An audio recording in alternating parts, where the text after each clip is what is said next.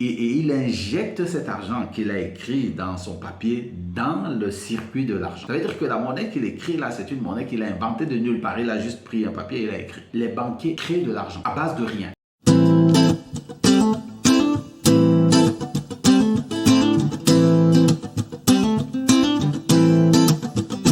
Bonjour et bienvenue à cette vidéo. La semaine dernière, nous avons parlé de la nouvelle règle numéro 1 de l'argent. Cette fois-ci, nous allons passer à la règle numéro 2.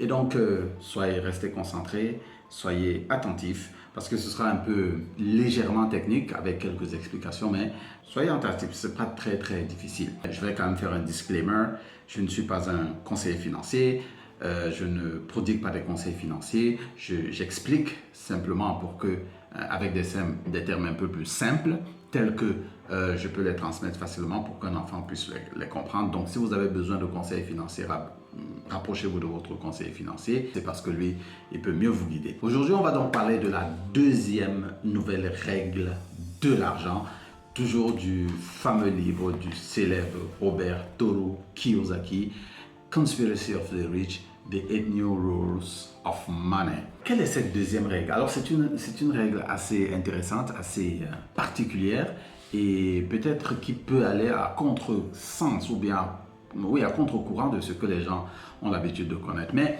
avant peut-être d'y arriver, on va prendre un peu le temps d'expliquer un peu en cours de route un certain nombre de choses. Bien, commençons déjà d'abord à parler de la monnaie. La première chose qu'il faut noter, c'est que en anglais, ça se dit money, M-O-N-E-Y. Et en français, normalement, beaucoup de personnes traduisent par argent, A-R-G-E-N-T. Ce qui n'est pas véritablement la meilleure définition à donner. Et même dans la vidéo précédente, j'ai utilisé le terme argent parce que c'est ça qui est courant, c'est ça que les gens utilisent beaucoup. Mais en réalité, ce n'est pas le terme argent qui est le mieux adapté à la transcription en français de money. En fait, le terme adapté, c'est monnaie. Alors, la monnaie, M-O-N-N-A-I-E. Pourquoi est-ce que c'est la meilleure traduction? Il faut comprendre que quand vous définissez pas bien un élément ou bien un mot, vous allez le comprendre avec confusion. Et c'est clairement la raison pour laquelle il y a beaucoup de confusion dans le monde de l'argent. Mais dans cette partie, on va commencer avec bien sûr le chapitre 3 parce que dans la vidéo dernière, on a vu le chapitre 1 et le chapitre 2. Alors, le chapitre 3 intitulé The Conspiracy Against Our Money, The Bank Never Goes Broke. Lorsque j'avais lu ce livre il y a quand même un certain temps, je suis quand même parti vérifier l'information qu'il a donnée et ça m'a paru un peu incongru à cette époque. Je n'avais pas encore un certain nombre de données, mais aujourd'hui, ça me paraît plus clair. Il y a une conspiration contre notre monnaie. C'est quoi cette conspiration? Il faut déjà comprendre à quoi servait la monnaie ou bien c'est quoi la monnaie. Je vais commencer d'abord par expliquer le rôle d'une bonne définition parce qu'une bonne définition, elle doit être déjà d'abord la définition d'un mot doit être utile, fonctionnelle et non seulement elle doit décrire la chose mais aussi donner le rôle que la chose doit jouer, son origine, sa destination. Donc, c'est quoi la monnaie? Pour faire vraiment simple, la monnaie en principe c'est une créance sur le système bancaire. C'est-à-dire que le système bancaire a une dette envers vous. Quand vous avez un billet de banque, le système bancaire a une dette envers vous, c'est-à-dire vous êtes le créancier de la banque. Je vais aller plus en profondeur avec ce point dans une autre vidéo, avec un autre livre. Alors un livre extrêmement important que je vais afficher ici, il s'agit du livre du docteur Joseph Chundang Poemi, Monnaie, certitude et liberté. C'est un livre très intéressant qui va dans les détails, dans les explications et je vous recommande de prendre ce livre pour bien comprendre le système de l'argent, comment la monnaie fonctionne et l'argent aussi. Ici, il faut comprendre que pourquoi est-ce que l'argent est devenu une créance. Mais regardez d'abord à l'époque, qu'est-ce que l'argent était. Écoutez ce que Robert Kiyosaki dit ici à la page 81. Il dit « On August 15, 1971, the US dollar died. On that day, without authorization from the Congress, President Nixon severed the relationship between the US dollar and gold, and the dollar became monopoly money. After that, the biggest economic boom in history began. » Le 15 août 1971, le président Nixon a enlevé la relation, le lien qu'il y avait entre le dollar et l'or. C'est-à-dire que lorsque vous aviez $1, vous en aviez la valeur exacte en or quelque part dans une banque. $1 équivalait à une valeur de l'or. Dès qu'il a décidé que le dollar n'est plus adossé à l'or, la monnaie est donc devenue quelque chose de fictif. C'est pour ça que d'ailleurs ça a pris le nom fiduciaire, parce que fiduciaire ça veut dire fictif. La monnaie est devenue quelque chose de fictif, c'est-à-dire que vous avez une dette fictive envers la banque parce que vous avez un bien. La monnaie est devenue quelque chose qui n'a plus la place qu'elle avait à l'origine, c'est-à-dire qu'elle correspond à la valeur exacte en or que vous aviez dans un coffre dans une banque. Voilà pourquoi, lorsque cela est arrivé, Robert Kiyosaki, son père riche, lui a écrit pour lui dire, écoute Robert, les jeux sont ouverts. La monnaie est devenue la monnaie de Monopoly. Et ça m'a intéressé, mais pourquoi est-ce que il dit que c'est de la monnaie de Monopoly? Le point est simple. Si vous avez déjà joué au Monopoly, vous allez peut-être comprendre ou peut-être pas. Alors j'ai pris le soin d'avoir ici avec moi les règles du Monopoly. Voici les règles du Monopoly. Et dans les règles du Monopoly, voici ce qu'il est dit au sujet de la banque. Ici, à la partie 3, à l'article banque, la partie 3, il dit, c'est bien sûr, c'est toujours en anglais, donc vous devez apprendre à parler et à lire l'anglais. The bank never goes broke. If the bank runs out of money, the banker may issue as much more as may be needed by writing on any ordinary paper. La banque ne fait jamais faillite. S'il manque de l'argent dans la banque, le banquier, celui qui joue au Monopoly, parce que quand vous jouez au Monopoly, il y a un banquier.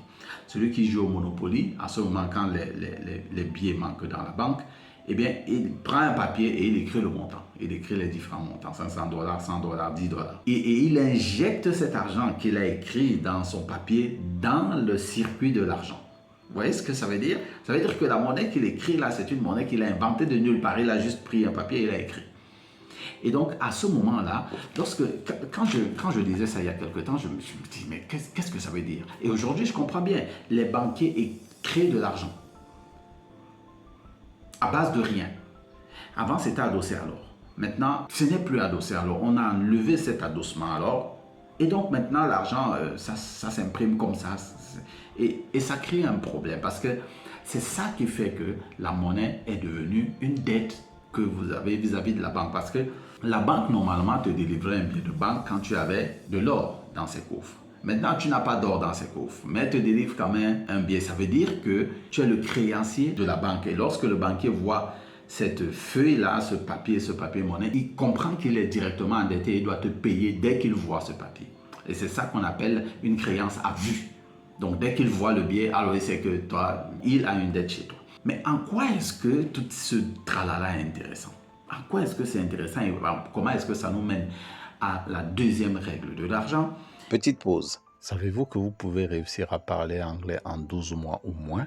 Vous avez déjà pris toutes sortes de cours en présentiel sur Internet pour réussir à parler effectivement en anglais, mais vous n'y êtes pas encore arrivé. Et cela fait peut-être des années que vous essayez. Cela est tout à fait possible aujourd'hui de pouvoir parler anglais en 12 mois ou moins, grâce à un système efficace qui vous permet de réussir à parler effectivement l'anglais facilement et rapidement. Vous voulez un nouvel emploi ou briguer un nouveau poste, ou voulez-vous voyager ou vous préparez votre voyage? Vous voulez réussir votre test de langage parce que vous voulez vous déplacer dans un pays qui parle anglais, mais aussi vous voulez parler effectivement l'anglais une fois que vous serez dans ce pays, ou voulez-vous compléter votre cursus académique et l'anglais est indispensable pour que vous puissiez y arriver? Grâce à notre système premium, vous pouvez réussir à parler effectivement anglais en 12 mois ou moins.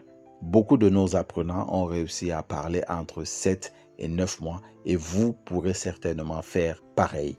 Pour avoir accès à toutes les informations liées à ce système qui vous permet de parler effectivement anglais en 12 mois ou moins, toutes les informations sont en description. Notons d'abord ces quelques éléments que Robert Kiyosaki nous rappelle en rapport avec la banque. In very simple terms, the central banks of the world can only do two things. They are: one, create money out of thin air, just like the rules of monopoly allows, something they are doing today by the trillions. Second, lend money they do not have. When you borrow money from a bank, the bank does not need to have that money in the vault. Voilà les deux choses que la banque fait. Créer de l'argent à partir de rien. Deuxièmement, vous prêtez de l'argent qu'elle n'a pas. C'est ça le rôle de la banque.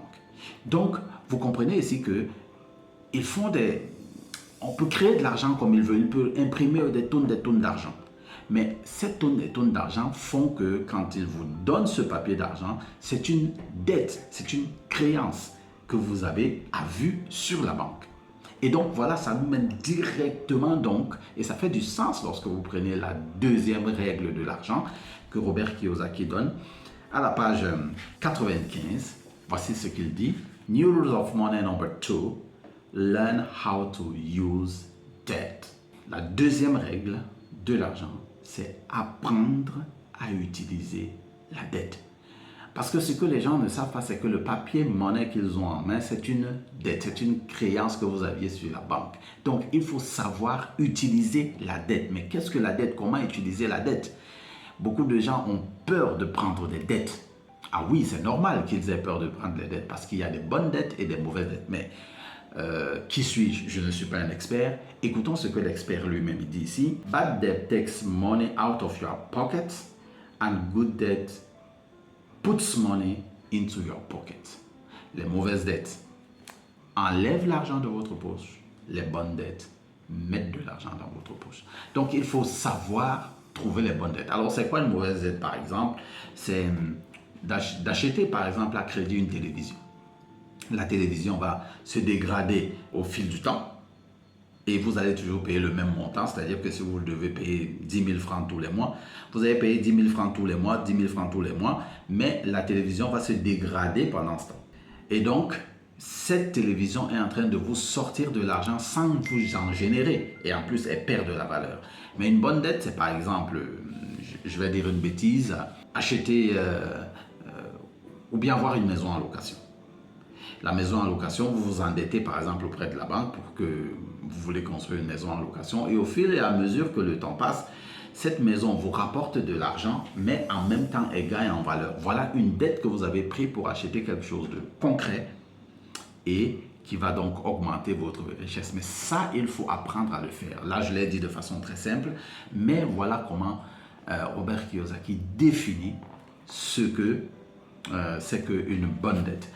Un dernier point très important à considérer, c'est que, comme nous le disions dans la vidéo précédente, c'est l'éducation financière qui va vous rendre libre.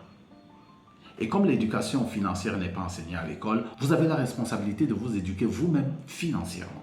Et la deuxième règle de l'argent ici, c'est learn how to use debt. Apprenez comment utiliser les dettes. Donc, vous devez passer à une école. Il y a beaucoup d'informations à l'extérieur, il y a beaucoup d'informations autour de nous, mais c'est l'éducation qui va permettre de faire le tri dans cette tonne d'informations pour pouvoir tirer le meilleur parti de votre argent. En conclusion, Robert Kiyosaki nous offre la deuxième règle très importante, sachant que l'argent, le papier monnaie est devenu une créance à vue sur la banque. Il faut donc savoir utiliser les créances, il faut être un bon créancier vis-à-vis de la banque, il faut savoir gagner de l'argent à cause de la banque, il faut savoir gagner de l'argent grâce à la banque en utilisant bien les dettes que la banque vous donne. Alors, comment savoir, comment bien utiliser ces dettes? C'est votre responsabilité d'apprendre à l'utiliser. Maintenant, quelle est la troisième nouvelle règle de l'argent? Et encore une règle assez époustouflante. Vous n'allez pas me croire, mais rendez-vous à la prochaine vidéo. N'oubliez pas, soyez différents.